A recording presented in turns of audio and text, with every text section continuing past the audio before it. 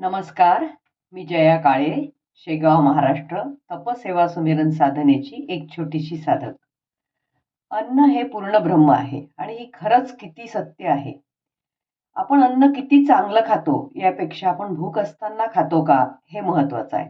खरी भूक ओळखणं हेही महत्वाचं आहे. कारण की खरी भूक लागल्यावरच आपल्या शरीरातून पाचक रसाचं स्त्रवण होते आणि शरीराचं आणि अन्नाचं चांगलं पाचन होते.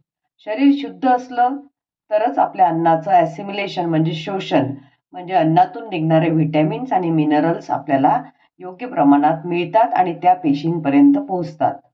नाहीतर अपचन होते, दुर्गंध येतो आपल्या मलाला, ॲसिडिटी होते किंवा कडू ढेकर येतात. ज्युसरचं मी उदाहरण देते की एक इनपुट असते, एक आउटपुट असते. 2 आउटलेट असतात. मग आपण एकीकडे संत्र्यांच्या फोडी टाकतो, मग त्यातून ज्यूस निघतो आणि तो ज्यूस मग एका साईडनं पडतो आणि एका साईडनं त्याचा वेस्टेज पडतो. पण जर ज्यूस कमी निघाला तर आपल्या लक्षात येते की काहीतरी अडकलं, मग आपण ती मशीन दुरुस्त करतो, काढतो आणि ते अडकलेला भाग काढतो. असं आपल्याला डायजेस्टिव्ह ट्रॅकमध्ये करता येत नाही. तर क्वांटिटी आपली कमी जाते आणि मग तो अडकलेला जो कचरा आहे तो अडकून बसतो आणि मग अन्नाचं शोषण होत नाही. तुम्ही गुगलवर NW वॉकर टाका, तुमच्या लक्षात येईल की काय कोलनमध्ये किती कचरा असतो. म्हणजे 3 ते 3.5 किलो मळ प्रत्येकाच्या ह्याच्यात असतो जो निघत नाही. आता एखादा स्वच्छ कपडा असला तर त्याला थोड्याशा रंगामध्येच चांगल्या प्रकारे डाय करू शकतो. परंतु जो मलिन असेल, ऑइली असेल, तर तो कपडा पहिले स्वच्छ धुतला गेला पाहिजे गरम पाण्याने, सोड्याने. मग तो कपडा चांगला झाला. तसंच शरीराचं आहे. आपलं शरीर चांगलं असेल, शुद्ध असेल तर आपल्याला उन्हापासून, पृथ्वीपासूनही पण सगळे तत्व भेटतात. आता आपण खातो कसं बघा. वेळ झाली म्हणून खातो, 10 वाजले म्हणून खातो, 2 वाजले म्हणून खातो, टाइमली खातो, कधी टाइमपास म्हणून खातो, टीव्ही पाहता पाहता खातो, उभं राहून राहून खातो, कधी फ्री भेटते म्हणून खातो, कधी भूक नसतानाही खातो. असे अनेक प्रकारचे खाण्याचे प्रकार आहे. तर आपली सिस्टीम आपण त्याच्यामुळे खूप ओव्हरलोड करतो. आता डिमांड जर नाही, शरीराची मागणीच नाही, पुरवठा केला तर ती खरी भूक नाही. आणि एक सर्कॅडियन सायकल आहे जे 12 ते 8 मध्येच आपण खाल्लं पाहिजे आणि भुकेपेक्षा नेहमी कमी प्रमाणात खाल्लं पाहिजे. गळ्याशी येईपर्यंत खाऊ नये. चावून चावून खाल्लं पाहिजे म्हणजे सलायवा चांगल्या प्रकारे निघतो. आणि खाना पिओ जल खाबो अशी बंगालीमध्ये म्हण आहे. चांगलं खाण्यापेक्षा खाण्याचे नियम पाळणं हे अतिशय महत्वाचे आहे. नाहीतर लाभ मिळत नाही. तुम्ही बदाम खा की कितीही चांगलं अन्न खा.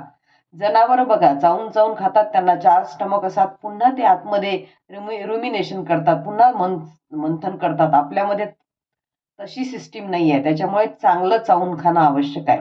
कोणी बनवलं जेवण हे पण महत्वाचं आहे, त्याचा भाव महत्वाचा आहे. कारण की जर चोरून आणलेला दुधी भोपळ्यानं महाराजांची बुद्धीला चोरी करायची वाटते. म्हणजेच काय आहे की ते भावही महत्वाचे आहे.